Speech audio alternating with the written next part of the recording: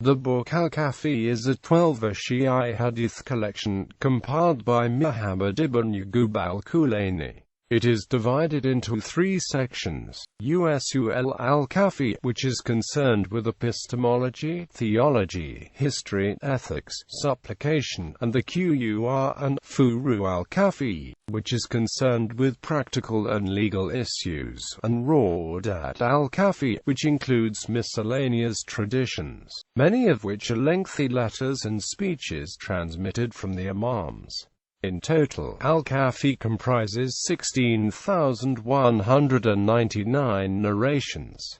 Usūl al-Kafi. Usūl al-Kafi. The first 8 books of al-Kafi are commonly referred to as Usūl al-Kafi. The first typeset edition of the al-Kafi, which was published in 8 volumes, placed Usūl al-Kafi in the first 2 volumes. Generally speaking, Usūl al-Kafi contains traditions that deal with epistemology, theology, history, ethics, supplication, and the Qur'an. The Book of Intellect and Foolishness 36 traditions.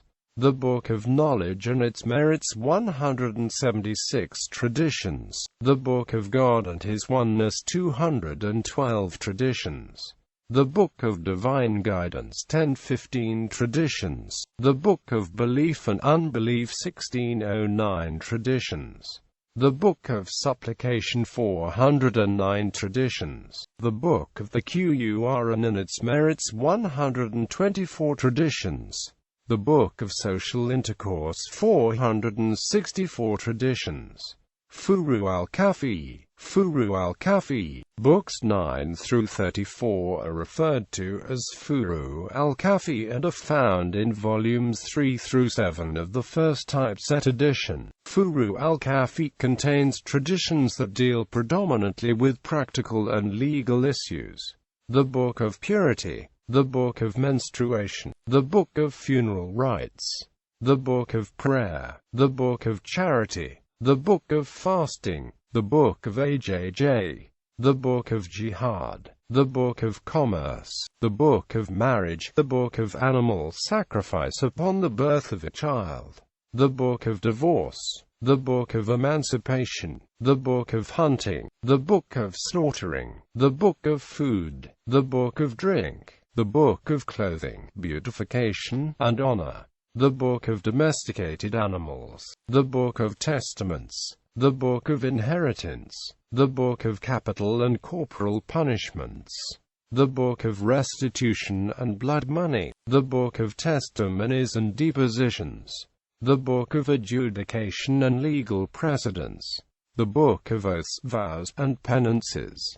Rawdat al-Kafi. Rawdat al-Kafi. The final book stands alone as Rawdat al-Kafi, which is found in Volume 8. Rawdat al-Kafi contains nearly 600 miscellaneous traditions, many of which are lengthy letters and speeches, not arranged in any particular order. The Book of Miscellaneous. Authenticity. Shia scholars do not make any assumptions about the authenticity of a hadith book. Most Shias believe that there are no Sahih hadith books that are completely reliable. Hadith books are compiled by fallible people, and thus realistically, they inevitably have a mixture of strong and weak hadiths. Kulaynī himself stated in his preface that he only collected hadiths he thought were important and sufficient for Muslims to know, and he left the verification of these hadiths up to later scholars.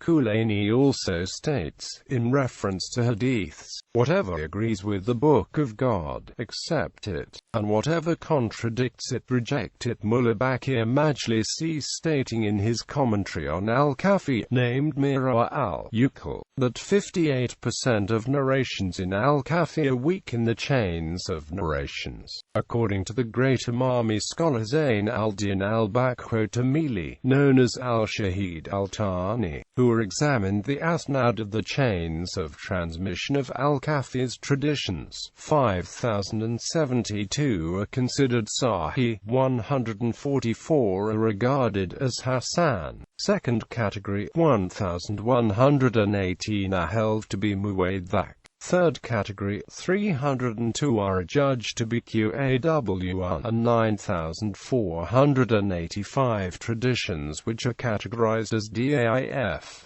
Scholarly remarks. The author stated in his preface of al-Kafi, "You said that you would love to have a sufficient book containing enough of all the religious sciences to suffice the student, to serve as a reference for the disciple, from which those who seek knowledge of the religion and want to act on it can draw authentic traditions from the truthful, may God's peace be upon them, and a living example upon which to act, by which our duty to God Almighty is He and sublime, and to the commands of His Prophet, may God's mercy be on him and his progeny, is fulfilled. God, to whom belongs all praise, has facilitated the compilation of what you requested. I hope it is as you desired."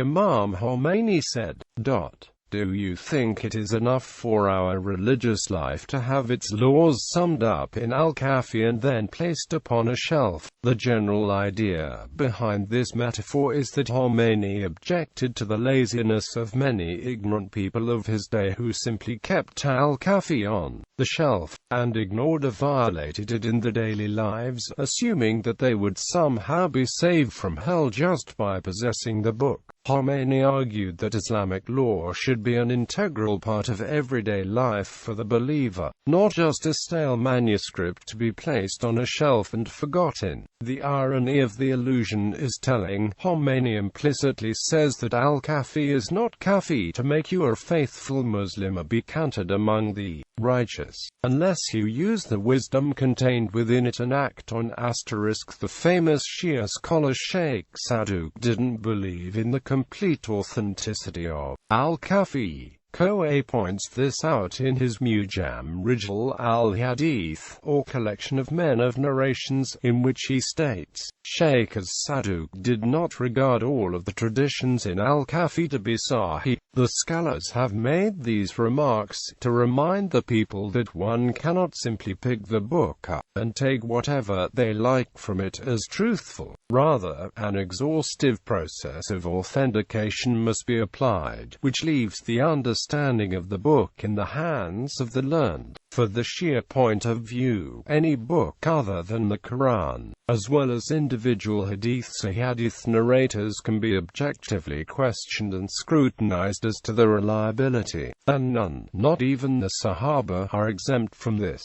The main criticism of al-Kafi as the basis for Shia fiqh comes from prominent Sunni writers who argue that finding some hadiths in al-Kafi proves that the entire Shiite school is wrong. Shiites in reality do not rest the basis of their entire faith on the complete authenticity of this book. They believe that anything that goes against previously held ideas must not be authentic. They also do not automatically accept some hadiths from al-Kafi that have strong historical proofs. The Quran is far more important to Islamic belief than any hadith book, and Shia scholars have long pointed this out. Shia view of al-Kafi relative to other hadith books. Kohi's opinion was not unique. Nearly all Shia scholars are adamant that al-Kafi is not 100% authentic, but that it is the best primary hadith book currently available. Shia Muslims do not make any assumptions about the authenticity of a hadith book. Shias believe that there are no sahih hadith books that are completely reliable according to most Shia. Hadith books are compiled by fallible people, and thus realistically, they inevitably have a mixture of strong and weak hadiths.